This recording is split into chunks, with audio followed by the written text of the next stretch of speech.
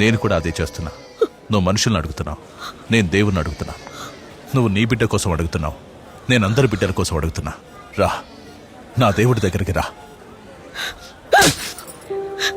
ఇక్కడ జరుగుతున్నదేంటి, నువ్వు మాట్లాడుతున్నదేంటి?